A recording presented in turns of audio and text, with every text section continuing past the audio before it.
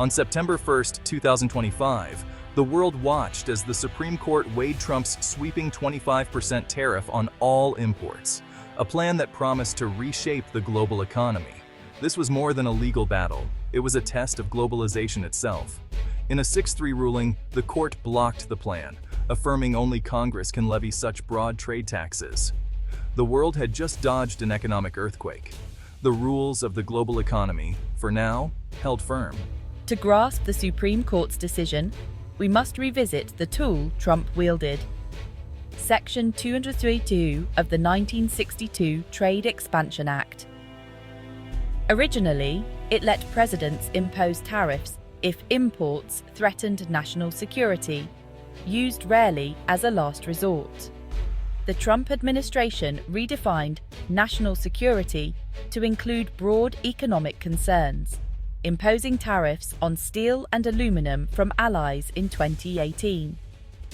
This shocked partners and raised costs for US industries, sparking retaliation and fragmenting global trade.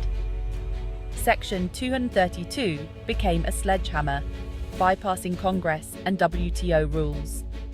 The 25% universal tariff was the extreme conclusion, arguing that global dependence, especially on China, endangered US security.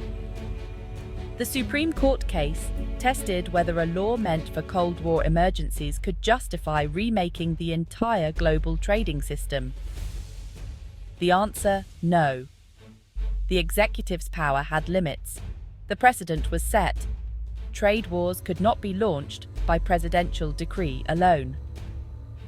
The world's economic architecture, for now, was protected from unilateral disruption. The lesson laws written for another era can't justify upending today's global order. The fight over who controls trade policy was far from over. The road to the Supreme Court began on the 2024 campaign trail as Trump unveiled the Fair and Reciprocal Trade Act, a 25% tariff on all imports. Markets panicked.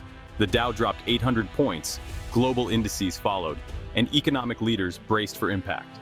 The U.S. Chamber of Commerce warned the tariff would cost families $2,000 a year and destroy 1.5 million jobs. A coalition of businesses and trade groups filed suit, arguing the president lacked authority for such sweeping action. The case raced through the courts, drawing global attention. Allies like the EU and Japan filed briefs warning of catastrophic consequences for international trade. In July, the Supreme Court heard tense arguments. The government claimed broad executive power. Opponents warned of unchecked authority. The world watched, knowing the outcome would shape the future of global commerce. The September 1st ruling would decide whether one person could upend the world's trading system. The answer would reverberate far beyond America's borders. The stakes. The rules of the 21st century economy. The verdict, a check on presidential power. The global order for now survived the test. Chief Justice Roberts' majority opinion focused on the Constitution's separation of powers, not the wisdom of tariffs. The non-delegation doctrine was key. Congress cannot hand off its core legislative powers without clear limits. The court ruled that using national security to justify a universal tariff was a blank check, not an intelligible principle. Such sweeping authority must remain with Congress, not the president. The dissent, led by Justice Gorsuch, argued for deference to the executive on national security. But the majority drew a line. Remaking trade policy requires debate, compromise, and accountability in Congress. The decision echoes past rulings that curbed presidential overreach, like Youngstown in 1952. Section 232's use for broad protectionism was effectively neutered. The message massive tariffs need a law, not a decree. The constitutional balance of power was reaffirmed. Global markets surged with relief as the Supreme Court blocked the tariff plan. Stocks soared in New York, Frankfurt, and Tokyo. The dollar weakened as confidence in global trade returned. Commodity prices stabilized and the threat of a trade war receded. But beneath the euphoria, uncertainty lingered. The decision stopped one extreme proposal, but not the political forces behind it.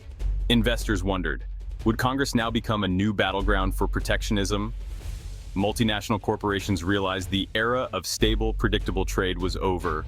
CEOs began rethinking supply chains, seeking resilience in a world of political risk. The Supreme Court prevented an earthquake, but the tremors forced everyone to check their foundations.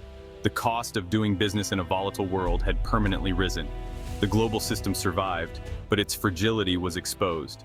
The future would demand adaptation, not complacency. The new, normal uncertainty. In Washington, the ruling split the Republican Party. The populist wing, led by Trump, decried judicial activism and vowed to fight on.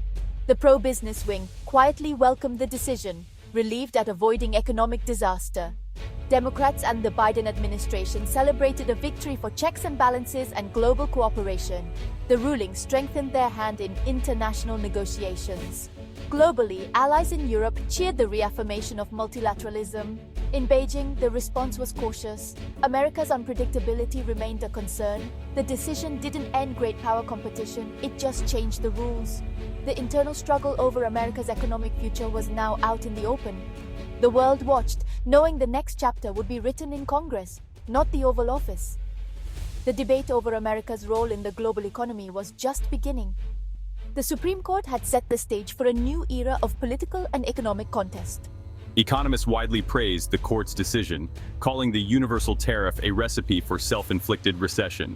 Dr. Amelia Vance, a 25% tariff would have hurt the poorest most and triggered global retaliation. Legal scholars noted the ruling's significance. Congress must now take responsibility for trade policy. Professor David Chen. This forces real debate in Congress, not backroom deals in the White House. On Wall Street, investors welcomed the gridlock, no unilateral trade wars, less political risk. Maria Rodriguez. The market loves that the president can't act alone, but the underlying issues, China tensions, reshoring, anger over globalization, remain unresolved. Some economic nationalists argued the court tied America's hands in a new Cold War. Mark Kovich, we're fighting with one hand behind our back. While a minority view, it resonates with many voters. The debate over trade, security, and sovereignty is far from settled. The Supreme Court's decision was a turning point, not an end point. The world waits to see what comes next. The court's decision had immediate real-world effects. In Germany, automakers like Mercedes-Benz avoided devastating price hikes and layoffs. In Iowa, farmers breathed easier. No new trade war to crush soybean exports. For tech giants like Apple, the ruling prevented a 25% tariff on iPhones, but pressure to diversify supply chains remains. Small businesses, like a Cleveland medical equipment maker, were spared catastrophic cost increases. For them, the decision was about survival, not geopolitics. The ruling brought relief, but not certainty. The global economy's interconnectedness was preserved, but vulnerabilities were exposed. Companies are now investing in resilience, not just efficiency. The flat world survived, but the push for higher walls continues. The debate over globalization's winners and losers is more urgent than ever. The Supreme Court's decision was a lifeline, but not a cure. The ripple effects will shape industries and communities for years to come. The Supreme Court's decision was more than a legal ruling. It was a crossroads. For decades, globalization brought growth and connection, but also anxiety and backlash. The tariff plan was born from real grievances: lost jobs, wage stagnation, a sense of lost control. Blocking the tariff didn't solve these problems, it only bought time. The challenge managed globalization's downsides without destroying its benefits. The conversation must move beyond slogans to real solutions, supporting displaced workers, investing in competitiveness, and sharing trade's gains more broadly. The court reaffirmed that building economic walls requires consensus, not unilateral action. The choice now retreat into protectionism, or rebuild a smarter, fairer global system. Technology and capital will keep crossing borders. The question is how, and under what rules? Will we be connected by shared standards, or divided by conflict? The gavel has fallen. The debate is in our hands. The future of the global economy depends on the choices we make together. The world remains flat, but the path ahead is ours to shape. The next chapter begins now.